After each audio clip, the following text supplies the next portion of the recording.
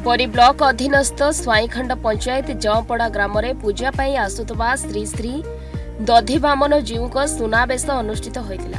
हजार हजार श्रद्धालु महाप्रभु सुनावेश दर्शन करुवा बेले मुख्य अतिथि भाव जगदे प्रभु दर्शन करते बरी विधायक विश्वरंजन मल्लिक। घंट कीर्तन भजन कीर्तन सांगकु हरिबोल हुलहुली प्रकंपित होइतला जौपड़ा गाँ। सुना रूपा अलंकार विभूषित होइचंती श्रीजीव। रत्न अलंकार झलसुचंती महाप्रभु, जहाकु देखि धन्य होउची भक्तर मन ओ प्राण।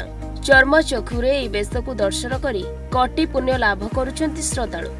ए बेश अत्यंत दुर्लभ बेश। भाग्ୟରେ थिले भक्तटीए महाप्रभु को ए बेशरे दर्शन करिवार सुजोग पाइथाय। एही ग्रामरे दीर्घ 104 वर्ष धरी रथयात्रा पालन होई आसुता बेले 14 वर्ष धरी सुनावेश उत्सव अनुष्ठित होई आसुची। चलित वर्ष हजार हजार भक्त रथ उपरे महाप्रभु सुनावेशर दर्शन लाभ करि परिछंती। संध्या समय दर्शन आरंभ होई बहु राति पर्यंत ई दर्शन जारी रहिछि। अन्यपटे संध्या समय बरी विधायक श्री मल्लिक पहुंचिया परे अनुष्ठान पक्षरु बाण बाजारे स्वागत करने सहित मंच उपरकू पाछोटी नेइतिले।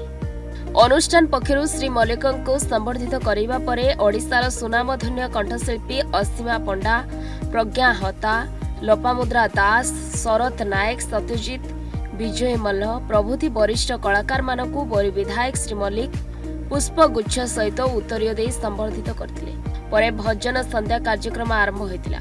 महाप्रभुଙ୍କ सुनावेश उत्सव रे बरी थाना अधिकारी समेत अन्य अतिथि माने उपस्थित रही महाप्रभुଙ୍କ सुनावेश दर्शन करथिले। एही सुनावेश समय रे आईन श्रृंखला बजाय रखिबाकू बरी पुलिस पक्षरु व्यापक व्यवस्था करा जायतिला। आज मिलित भावे दधिवामन जीव मंदिर ट्रस्ट अध्यक्ष ट्रस्टी और सेवायतों किपरि श्रीजीव सुनावेश सुचारू रूपे संपादन करा जिवो तार तदारक करथिले।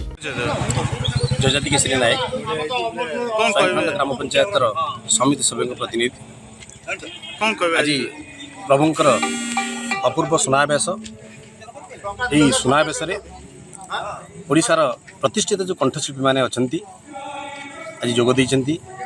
असीमा पंडा, सत्यजित प्रधान, लोपामुद्रा दास आउ अनेक कंठशिल्पी माने ये जोग दैछंती। विशिष्ट लेखक विजय मल्ल, अरुण मंत्री मध्य ये योगदान करिसेंती। जहा ए जौपड़ा ठारे प्रभुंकर ये अपूर्व सुनावेश देखिबा पई निकटरू बहुत लक्ष लक्ष लोक ये आसी रुंडीभूत होती प्रभु दर्शन करने। एतिक मु प्रार्थना करी जे एमती प्रति वर्ष ए सुनावेश समस्त आसिक पहुँचतु, प्रभुंकर दर्शन करंतु, प्रभुंकर कृपा लाभ करंतु। जय दैवा। ये रथयात्रा प्राय दीर्घ 800 वर्ष पूर्व हो चलता। गतानुगतिक भाव आमर परिवार जेजे तांक परे तांक पीढ़ी चली तापर बड़ भाई करुले। एबे मो पाली पड़ी मु वर्तमान छेरापरा करुँची। आमर गाँवर समस्ते सहयोग दौरान समस्तंकर सहयोग चली। महात्म्य तो बहुत जगन्नाथ दधिवामन महात्म्य बहुत। बापा माने गोटे कहूँ बापा थरे दुरारोग्य थिले, से सुइसाइड करने को जाते नदी में झास देवा से जड़े किए धरिले, सी धरिले सी से भाविले मु ठाकुर पाखे पढ़िले। से दुरारोग्य ठाकुर पाखे अध्याय पढ़ी 7 दिन 6 दिन पर आसला। ठाकुर निजे हाथ में देले प्रसाद, कहले ने तू चंदन ने चंदन देहरे बोली दे तोर भल हो।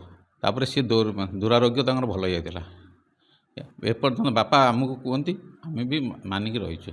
द्वितीय आउ थे कौन कारण रथरू ओलो ओलो ठाकुर खसी पड़ते किंतु ठाकुरंकर ये मुख्य पुरोधा अच्छा सी मत नहीं गले उपरक मु माने ये हूँ ठाकुर पूरा गम गम हो झाड़ बहुची। आम दुईटा से ठाकुरंकर अंग वस्त्र पोछिकी चिपुड़ी दौचु ये झाड़ बोही चली। मोर एटा एक्सपीरियंस। सुनावेश 2011 आरंभ हो। विजय कुमार नायक ये गाँव जड़े शृंखलित भाव समस्त को नहीं चलबार आमर जो अभ्यास प्रभु पाखे सब आम रहीचु। आउ महेंद्र आमर मौसा हे ये सेवा पूजार कार्य कर 900 ବର୍ଷ ଅନୁଷ୍ଠାନ ଇଏ ଆମର ଏଇ ଯେଉଁ ମନ୍ଦିରର ଭିତ୍ତିପ୍ରସ୍ତର ସ୍ଥାପନ କରିଥିଲେ ସ୍ୱର୍ଗତ ବାବାଜୀ ଚରଣ ସାହୁ ମହୋଦୟ। ତାପରେ ପୂର୍ଣ୍ଣାଙ୍ଗ ଭାବରେ ପ୍ରସୂବାବୁ ଏ ଅଞ୍ଚଳକୁ ନେଇ ତାଙ୍କ ପରିବାରକୁ ନେଇ ଏ ଗାଁକୁ ନେଇ ଅନୁଷ୍ଠାନକୁ ଆଜି ଏତେ ବାଟକୁ ପହଞ୍ଚିଛନ୍ତି। ତାଙ୍କର ଅବଦାନ ଅତୁଳନୀୟ। ଏ ପରିବାର ଏ ଅଞ୍ଚଳକୁ ବାନ୍ଧି ରଖି ସମସ୍ତଙ୍କୁ ଏକାକାର କରି ଏ ଅନୁଷ୍ଠାନକୁ ଆଗେଇ ନେଉଛନ୍ତି। ଆମେ ତାଙ୍କ ପାଖରେ ପ୍ରଭୁଙ୍କ ପାଖରେ ନିବେଦନ ଯେ ପ୍ରଭୁ ତାଙ୍କ ଚଲାପଥ ଆଗକୁ କୁସୁମିତ କରନ୍ତୁ। ଏତିକି ଆମର ଦଧିବାମାନଙ୍କ ପାଖରେ ନିବେଦନ। ଜୟ ଦଧିବାମ ଚନ୍ଦ୍ର। ଯାଜପୁର ବରୀରୁ ପ୍ରଶାନ୍ତ ଦ୍ୱିବେଦୀଙ୍କ ରିପୋର୍ଟ, ନ୍ୟୁଜ୍ 8 ଓଡ଼ିଆ।